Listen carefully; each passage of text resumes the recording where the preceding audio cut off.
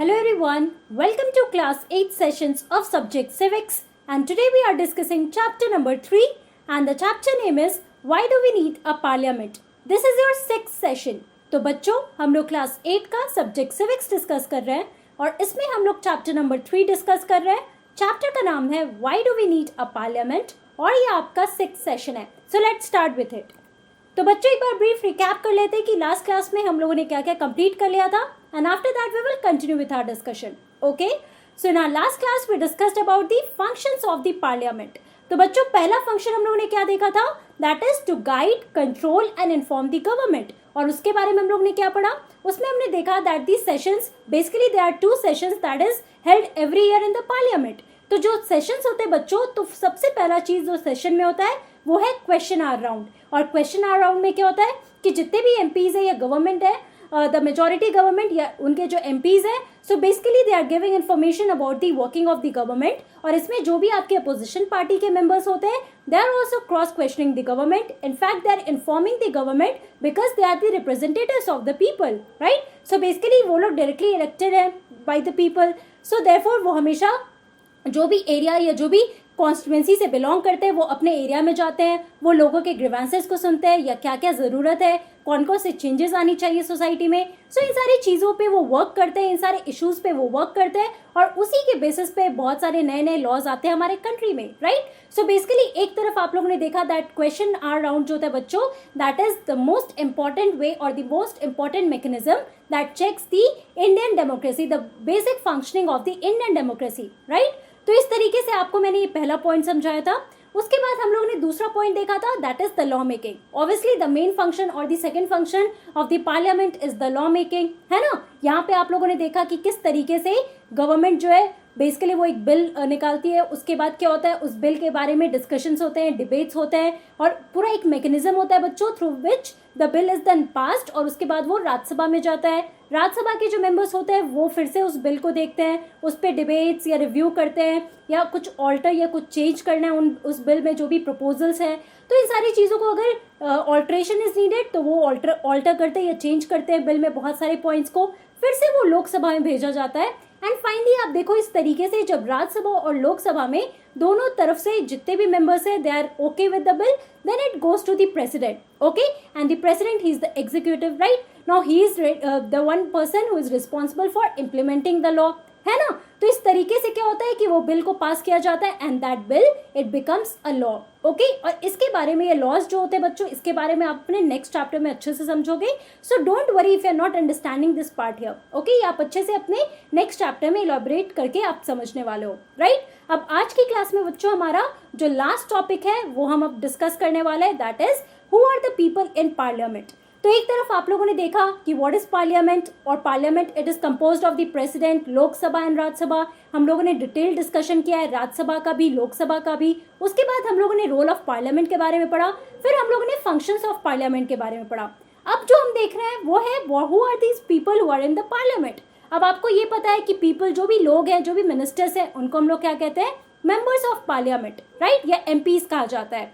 So let us सी कौन कौन से लोग हैं जो यहाँ पे पार्लियामेंट में रहते हैं, जो डिस्कशंस में पार्ट लेते हैं, पार्टिसिपेट करते हैं. Okay, so the parliament now has more and more people from different backgrounds. तो अगर हम पहले की बात करें बच्चों कि 10 साल 15 साल पहले की बात करो, तो पहले जो पार्लियामेंट में मेंबर्स हुआ करते थे वो बेसिकली बहुत ही डिफरेंट बैकग्राउंड्स के नहीं हुआ करते थे, कुछ लिमिटेड होते थे, राइट.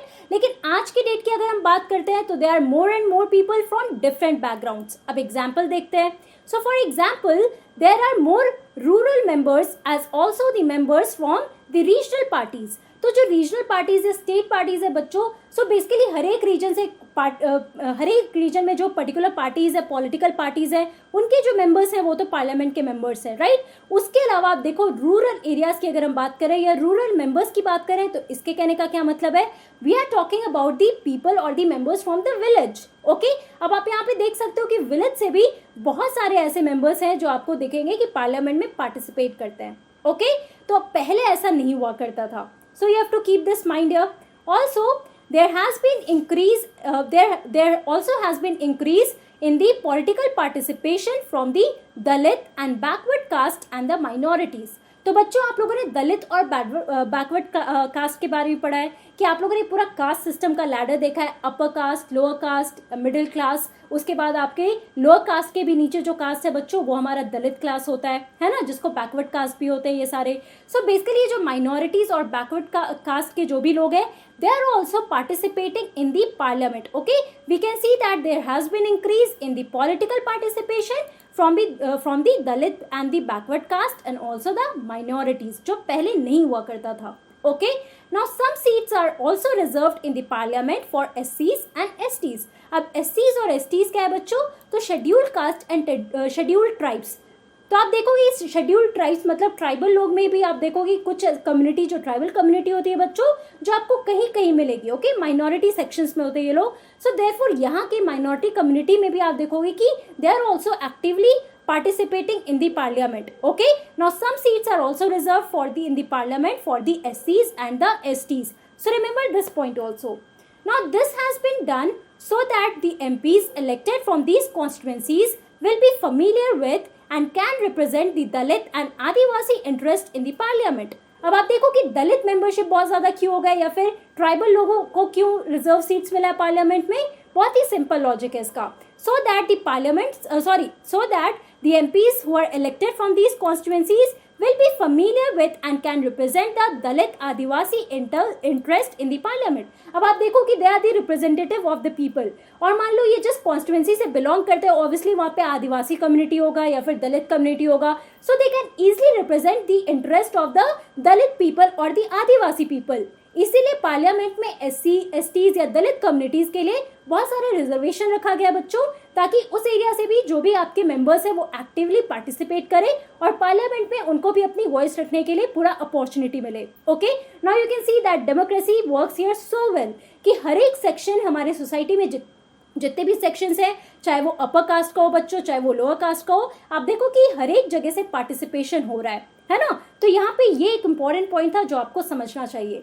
अब देखो बच्चों यहाँ पे मैंने एक टेबल आपको दिखाया है। इस टेबल में हम लोग देख रहे हैं कैटेगरी वाइज की जितने भी आपके कैटेगरीज है कास्ट के, तो आप देखो कितने परसेंट है। यहाँ पे 2004 की अगर हम बात करते हैं, so this is FC, that is the forward caste या फिर अपर कास्ट। तो कितने परसेंट है यहाँ पे आप देख सकते हो 38.67। अगर हम बैकवर्ड कास्ट की बात कर रहे हैं तो 27.6% है 2004 में। जितने भी MPs है देखो परसेंट में आपको मैं यहाँ पे बता रही हूँ। अगर हम SC के और ST की बात करें तो 15 और 10% है। देन मुस्लिम्स दे आर 6% या फिर अदर जो है आपके 1% है। ओके, एंड टोटल सीट आपकी है 543। ओके, और यही अगर हम लोग 2014 की बात करते हैं तो अगर यहाँ पे हम लोग चेंज देखते हैं तो यहाँ पे आप देखो 53.7% जो आपका फॉरवर्ड कास्ट है। बैकवर्ड कास्ट अगेन 26% है। अगर शेड्यूल्ड कास्ट की हम बात करें तो 5% है और STs की बात करें तो 7% है। अब यहाँ पे आप देखो कि सीट्स भी कम है, 119 है टोटल यहाँ पे। ओके, सो बेसिकली आप देख सकते हो कि किस तरीके से पूरा यहाँ पर चेंज हो रहा है कि अगर एक ईयर की बात करें तो शायद ज़्यादा पार्टिसिपेशन है, किसी ईयर की हम अगर दूसरे ईयर की बात करें तो कम पार्टिसिपेशन है from the people from these various backgrounds here. Okay, so this is an important point that you have to understand कि कौन कौन से लोग हैं who are working or who are participating in the parliament. Okay, similarly it has more recently been suggested that there should be reservation of seats for women. अब देखो एक और मेन जो डिमांड किया जा रहा है पार्लियामेंट में वो क्या है, for the reservation of seats for the women. और अगर आप देखोगे कि ऐसा कोई रिजर्वेशन नहीं है वुमेन के लिए। ओके, और ये बहुत सारे जितने भी वुमेन मेंबर्स है बच्चों वो लोग हमेशा ये डिमांड करते हैं that there should be reservation of seats for the women in the parliament. Okay, now 60 years ago only 4% of MPs were women and today it's just above 9%. अगर हम 60 साल पहले की बात करते हैं तो कितने वुमेन हुआ करती थी, कितने परसेंट वुमेन आप देखोगे एज MPs आपको मिलेंगे पार्लियामेंट में, ओनली 4%। अब आप सोच सकते हो कि कितना कम परसेंटेज है वुमेन पार्टिसिपेशन का इन दी पार्लियामेंट, राइट। और अगर हम आज के डेट की बात करते हैं सो इट्स जस्ट अबाउट 9%। अगर हम टोटल 100% ले बच्चों तो उसमें अगर 9% वुमेन है तो obviously you can say that बहुत ही कम परसेंटेज है वुमेन का, and women representation in the parliament is still low. और इसीलिए आज के डेट में बहुत सारे डिमांड्स होते हैं that there should be the reservation of seats for the women in the parliament and they should be encourage to participate in the parliament, right. लेकिन आज के डेट पे अगर करंट सिनेरियो की हम बात करते हैं तो situation has changed here, right. तो अगर हम लोग 1952 की बात कर रहे हैं, ओके, अब 1952 में आप देखो यहाँ पे मैंने ये पूरा आपको चार्ट दिया है, तो देखो यहाँ पे चार्ट में क्या देख रहे हैं कि percentage of women in Lok Sabha, okay. अब 1952 की अगर हम बात करते हैं तो 5% है। अगर हम 1977 की बात करें तो देखो यहाँ पे लोएस्ट है, दैट इज 4%, ओके। और अगर हम लोग 2014 की बात करते हैं तो 2014 में आप देखो बच्चों 11% तक आ चुका है, that is 11.3% percentage of women in the Lok Sabha. और एज ए टोटल अगर हम लोग बात कर रहे हैं 100% में, तो आप देखो दैट 89% मेल है, मेल रिप्रेजेंटेशन है पार्लियामेंट में।